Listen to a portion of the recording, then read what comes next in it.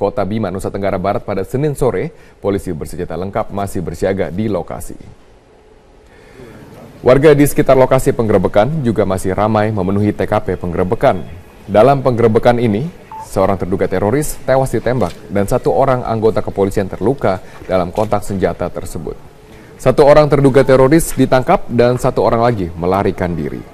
Menurut dari aparat kepolisian, para terduga teroris dikaitkan dengan kasus penembakan Kapolsek Ambalawi, AKP Anumerta Abdul Salam, dan sejumlah aksi teror di wilayah Bima. Dari tangan terduga teroris disita 1 unit senjata revolver dan barang bukti penting lainnya.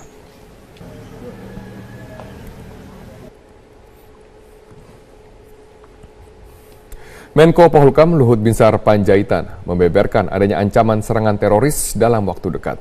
Pihak intelijen dan aparat terus memantau pergerakan kelompok teroris yang hendak membuat kekacauan.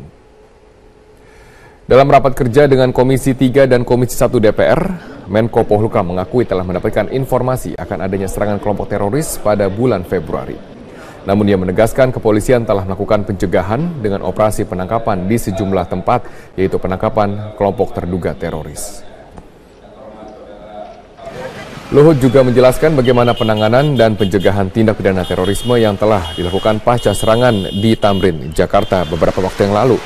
Saat ini pihak intelijen dan kepolisian juga tengah memantau pergerakan kelompok teroris di seluruh wilayah di Indonesia. Oleh karena itu ia menolak tudingan bahwa aparat dan pemerintah dianggap kecolongan dalam setiap kejadian teror.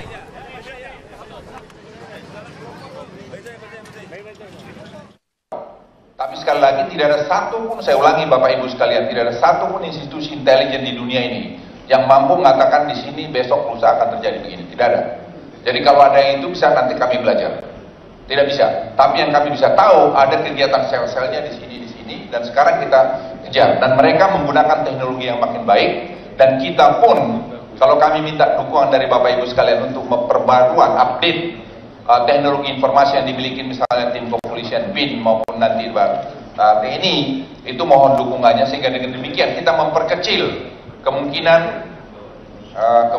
kita nanti bisa tidak tahu. Jadi saya ingin katakan kami tahu bahwa mereka juga masih mau menyerang pada waktu-waktu sekarang seperti yang kami beritahu pada bulan Desember. Pada Desember kemudian polisi bermain dengan BIN dengan semua kejar terus. Tapi kemudian kita lolos ada 2 sel dan kemudian kejadian pada bulan Januari.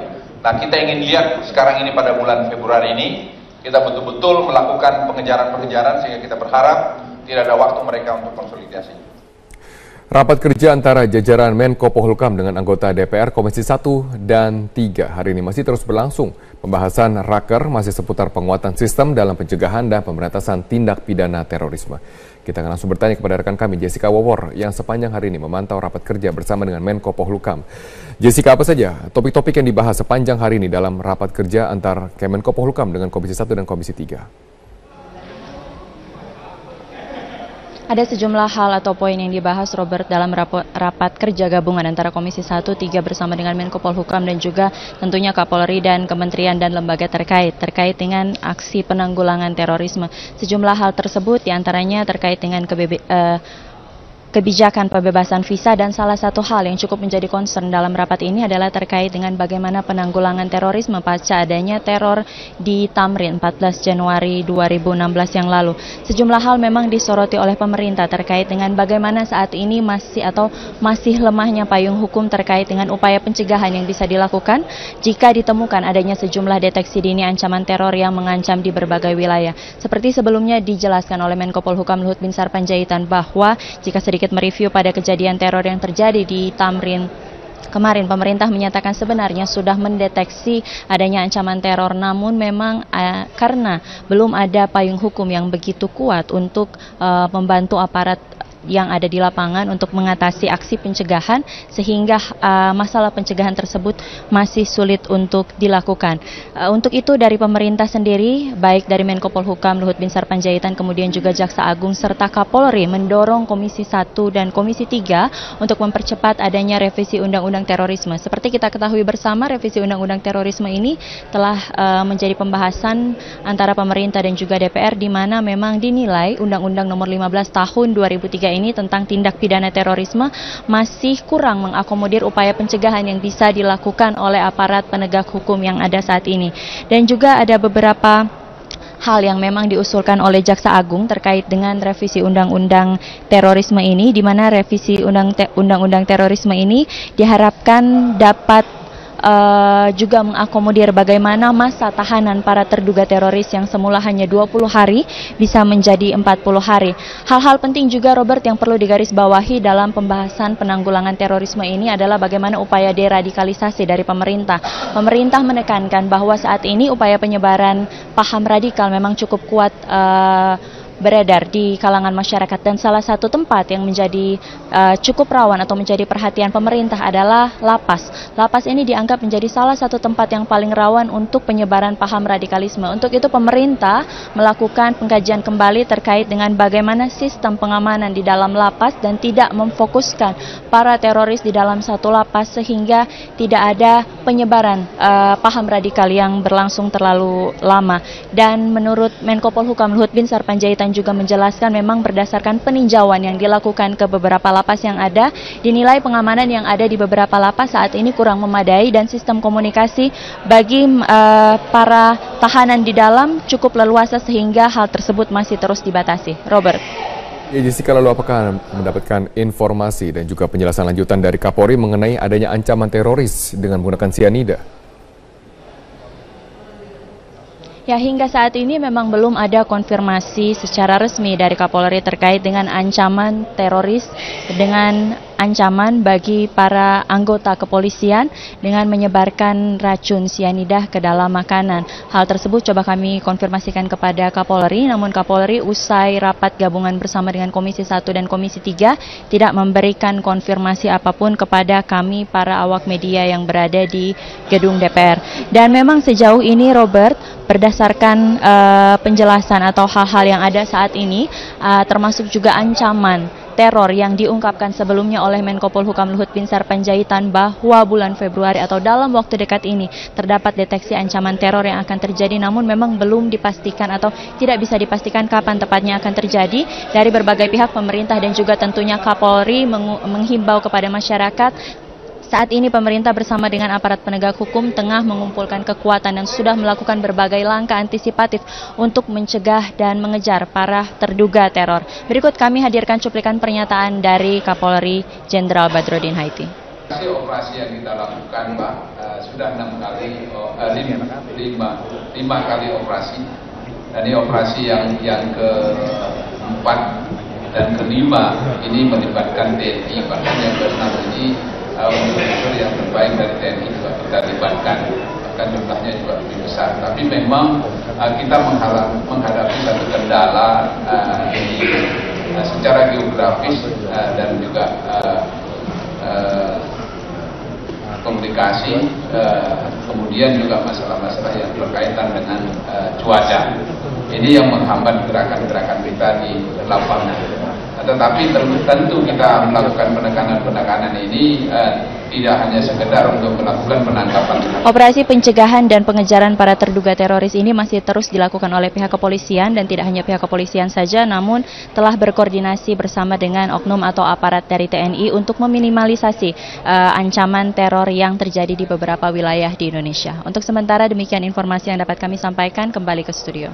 Baik, terima kasih Jessica Wawor atas informasinya langsung dari gedung DPR. Badan Nasional Penanggulangan Terorisme mendeteksi adanya 384 warga negara Indonesia yang bergabung dengan jaringan teroris di Suriah. BNPT menilai dibutuhkan kerjasama berbagai pihak untuk mempersempit ruang gerak WNI yang ingin bergabung ke Suriah. Ada 384 orang. Kemudian juga saat ini yang sudah meninggal tertembak di Syria sana ada 53 orang. Dan pelaku bom bunuh diri ada 4 WNI kita. Yang sudah deportasi dari luar negeri, apakah yang tertangkap sebelum masuk ke Suriah ataupun sudah kembali sana, ada 207 orang. Tol Cikudir 2 pasca ambruknya atap gardu tol tersebut. Maria Lizia Hasri akan melaporkan selengkapnya dari Tol Cikudir 2 Bekasi, Jawa Barat. Maria, apa upaya yang dilakukan Jasa Marga agar beberapa pintu tol Cikudir 2 bisa dibuka kembali? penyelesaian perbaikan, upaya sementara yang dilakukan oleh pihak Jasa Marga ini adalah menyangga pintu tol yang kemarin memang ambruk diterjang oleh angin kencang dan hujan deras. Kalau kita lihat ini di sebelah kiri saya ada 2 tiang penyangga coklat berukuran besar untuk menyangga atap tol. Kemudian di sebelah kanan saya ini ada tiang penyangga yang sedikit lebih kecil jika dibandingkan dengan sebelah kiri saya. Kemudian di tengah-tengahnya itu Zilvia di atap yang kalau kita lihat ambruknya itu kemarin parah dibandingkan dengan atap di kiri dan kanan, itu disangga oleh 1 pintu tol. Nah, memang kalau dipikir-pikir Zilvia, keamanan dari pengguna jalan yang melintas di Gardu Tol Cikunir 2 ini bisa dipertanyakan. Namun pihak Jasa Marga sudah menjamin keselamatan dan keamanan pengguna jalan yang melintasi ini. Pihak Jasa Marga mengatakan sudah memikirkan sebelumnya untuk membuka pintu tol yang saat ini dari 15 pintu tol sudah dibuka 10 pintu tol. Dari sebelumnya bertahap 4 pintu tol, kemudian tadi pagi dibuka 8 pintu tol, sekarang dibuka lagi 10 pintu tol. Jadi otomatis hanya ada 5 pintu tol saja yang belum bisa dioperasikan seperti itu. Nah, tadi kami juga sempat mewawancarai pihak Humas atau Corporate Communication dari pihak Jasa Marga dan berikut adalah keterangannya. Salah satu jalur yang vital juga ya, menghubungkan antara Cikampek dengan Jakarta Lingkar Luar. Nah, dan ini juga untuk pelayanan kepada Kota Bima, Nusa Tenggara Barat pada Senin sore, polisi bersenjata lengkap masih bersiaga di lokasi. Warga di sekitar lokasi penggerebekan juga masih ramai memenuhi TKP penggerebekan. Dalam penggerebekan ini, seorang terduga teroris tewas ditembak dan 1 orang anggota kepolisian terluka dalam kontak senjata tersebut. 1 orang terduga teroris ditangkap dan 1 orang lagi melarikan diri. Menurut dari aparat kepolisian, para terduga teroris dikaitkan dengan kasus penembakan Kapolsek Ambalawi, AKP Anumerta Abdul Salam, dan sejumlah aksi teror di wilayah Bima. Dari tangan terduga teroris disita 1 unit senjata revolver dan barang bukti penting lainnya.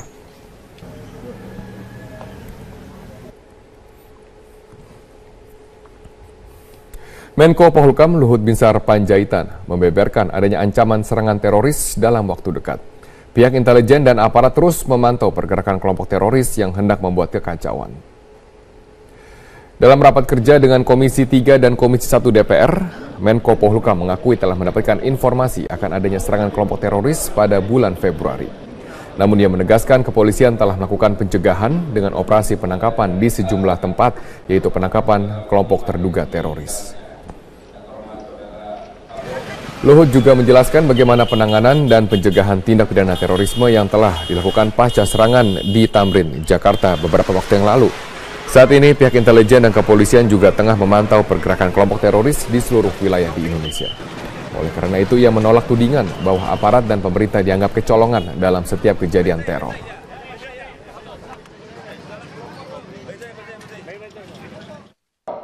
Tapi sekali lagi tidak ada satupun, saya ulangi Bapak Ibu sekalian, tidak ada satupun institusi intelijen di dunia ini yang mampu mengatakan untuk mencegah dan mengejar para terduga teror. Berikut kami hadirkan cuplikan pernyataan dari Kapolri Jenderal Badrodin Haiti. Operasi yang kita lakukan Pak, sudah 5 kali operasi. Dan ini operasi yang keempat dan kelima ini melibatkan TNI, bahkan yang ke-6 ini unsur yang terbaik dari TNI juga kita libatkan, bahkan jumlahnya juga lebih besar. Tapi memang kita menghadapi satu kendala secara geografis dan juga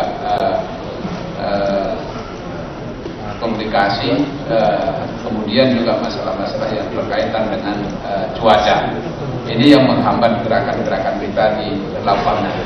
Tetapi tentu kita melakukan penekanan ini tidak hanya sekedar untuk melakukan penangkapan. Operasi pencegahan dan pengejaran para terduga teroris ini masih terus dilakukan oleh pihak kepolisian, dan tidak hanya pihak kepolisian saja, namun telah berkoordinasi bersama dengan oknum atau aparat dari TNI untuk meminimalisasi ancaman teror yang terjadi di beberapa wilayah di Indonesia. Untuk sementara demikian informasi yang dapat kami sampaikan, kembali ke studio. Baik, terima kasih Jessica Wawor atas informasinya langsung dari gedung DPR. Badan Nasional Penanggulangan Terorisme mendeteksi adanya 384 warga negara Indonesia yang bergabung dengan jaringan teroris di Suriah. BNPT menilai dibutuhkan kerjasama berbagai pihak untuk mempersempit ruang gerak WNI yang ingin bergabung ke Suriah. Ada 384 orang. Kemudian juga saat ini yang sudah meninggal tertembak di Syria sana ada 53 orang. Dan pelaku bom bunuh diri ada 4 WNI kita. Yang sudah deportasi dari luar negeri, apakah yang tertangkap sebelum masuk ke... Cukup rawan atau menjadi perhatian pemerintah adalah lapas. Lapas ini dianggap menjadi salah satu tempat yang paling rawan untuk penyebaran paham radikalisme. Untuk itu pemerintah melakukan pengkajian kembali terkait dengan bagaimana sistem pengamanan di dalam lapas dan tidak memfokuskan para teroris di dalam satu lapas sehingga tidak ada penyebaran paham radikal yang berlangsung terlalu lama. Dan menurut Menko Polhukam Luhut Binsar Panjaitan juga menjelaskan memang berdasarkan peninjauan yang dilakukan ke beberapa lapas yang ada, dinilai pengamanan yang ada di beberapa lapas saat ini kurang memadai dan sistem komunikasi bagi para tahanan di dalam cukup leluasa sehingga hal tersebut masih terus dibatasi. Robert. Ya, Jessica, lalu apakah mendapatkan informasi dan juga penjelasan lanjutan dari Kapolri mengenai adanya ancaman teroris dengan menggunakan sianida? Ya, hingga saat ini memang belum ada konfirmasi secara resmi dari Kapolri terkait dengan ancaman teroris dengan ancaman bagi para anggota kepolisian dengan menyebarkan racun sianida ke dalam makanan. Hal tersebut coba kami konfirmasikan kepada Kapolri, namun Kapolri usai rapat gabungan bersama dengan Komisi 1 dan Komisi 3 tidak memberikan konfirmasi apapun kepada kami para awak media yang berada di gedung DPR. Dan memang sejauh ini Robert, berdasarkan penjelasan atau hal-hal yang ada saat ini, termasuk juga ancaman teror yang diungkapkan sebelumnya oleh Menko Polhukam Luhut Binsar Panjaitan bahwa bulan Februari atau dalam waktu dekat ini terdapat deteksi ancaman teror yang akan terjadi, namun memang belum dipastikan atau tidak bisa dipastikan kapan tepatnya akan terjadi. Dari berbagai pihak pemerintah dan juga tentunya Kapolri menghimbau kepada masyarakat. Saat ini pemerintah bersama dengan aparat penegak hukum tengah mengumpulkan kekuatan dan sudah melakukan berbagai langkah antisipasi di Tamrin 14 Januari 2016 yang lalu. Sejumlah hal memang disoroti oleh pemerintah terkait dengan bagaimana saat ini masih lemahnya payung hukum terkait dengan upaya pencegahan yang bisa dilakukan jika ditemukan adanya sejumlah deteksi dini ancaman teror yang mengancam di berbagai wilayah. Seperti sebelumnya dijelaskan oleh Menko Polhukam Luhut Binsar Panjaitan bahwa jika sedikit mereview pada kejadian teror yang terjadi di Tamrin kemarin, pemerintah menyatakan sebenarnya sudah mendeteksi adanya ancaman teror, namun memang karena belum ada payung hukum yang begitu kuat untuk membantu aparat yang ada di lapangan untuk mengatasi aksi pencegahan, sehingga masalah pencegahan tersebut masih sulit untuk dilakukan. Untuk itu dari pemerintah sendiri, baik dari Menko Polhukam Luhut Binsar Panjaitan, kemudian juga Jaksa Agung serta Kapolri mendorong Komisi 1 dan Komisi 3 untuk mempercepat adanya revisi Undang-Undang Terorisme. Seperti kita ketahui bersama, revisi Undang-Undang Terorisme ini telah menjadi pembahasan antara pemerintah dan juga DPR, di mana memang dinilai Undang-Undang Nomor 15 Tahun 2003 ini tentang tindak pidana terorisme masih kurang mengakomodir upaya pencegahan yang bisa dilakukan oleh aparat penegak hukum yang ada saat ini. Dan juga ada beberapa hal yang memang diusulkan oleh Jaksa Agung terkait dengan revisi Undang-Undang Terorisme ini, di mana revisi Undang-Undang Terorisme ini diharapkan dapat juga mengakomodir bagaimana masa tahanan para terduga teroris yang semula hanya 20 hari bisa menjadi 40 hari. Hal-hal penting juga Robert yang perlu digarisbawahi dalam pembahasan penanggulangan terorisme ini adalah bagaimana upaya deradikalisasi dari pemerintah.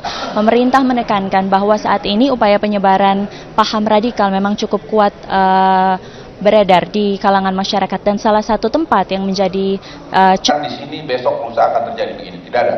Jadi kalau ada yang itu bisa nanti kami belajar. Tidak bisa. Tapi yang kami bisa tahu ada kegiatan sel-selnya di sini, dan sekarang kita kejar. Dan mereka menggunakan teknologi yang makin baik, dan kita pun kalau kami minta dukungan dari Bapak Ibu sekalian untuk memperbaruan, update teknologi informasi yang dimiliki misalnya tim kepolisian BIN maupun nanti TNI, itu mohon dukungannya, sehingga dengan demikian kita memperkecil kemungkinan kita nanti bisa tidak tahu. Jadi saya ingin katakan, kami tahu bahwa mereka juga masih mau menyerang pada waktu-waktu sekarang, seperti yang kami beritahu pada bulan Desember. Desember kemudian polisi bermain dengan BIN, dengan semua kejar terus, tapi kemudian kita lolos ada 2 sel, dan kemudian kejadian pada bulan Januari. Nah, kita ingin lihat sekarang ini pada bulan Februari ini, kita betul-betul melakukan pengejaran-pengejaran, sehingga kita berharap tidak ada waktu mereka untuk konsolidasi. Rapat kerja antara jajaran Menko Polhukam dengan anggota DPR Komisi 1 dan 3 hari ini masih terus berlangsung. Pembahasan raker masih seputar penguatan sistem dalam pencegahan dan pemberantasan tindak pidana terorisme. Kita akan langsung bertanya kepada rekan kami Jessica Wawor yang sepanjang hari ini memantau rapat kerja bersama dengan Menko Polhukam. Jessica, apa saja topik-topik yang dibahas sepanjang hari ini dalam rapat kerja antar Kemenko Polhukam dengan Komisi 1 dan Komisi 3? Ada sejumlah hal atau poin yang dibahas, Robert, dalam rapat kerja gabungan antara Komisi 1, 3 bersama dengan Menko Polhukam dan juga tentunya Kapolri dan kementerian dan lembaga terkait dengan aksi penanggulangan terorisme. Sejumlah hal tersebut diantaranya terkait dengan kebijakan pembebasan visa, dan salah satu hal yang cukup menjadi concern dalam rapat ini adalah terkait dengan bagaimana penanggulangan terorisme pasca adanya teror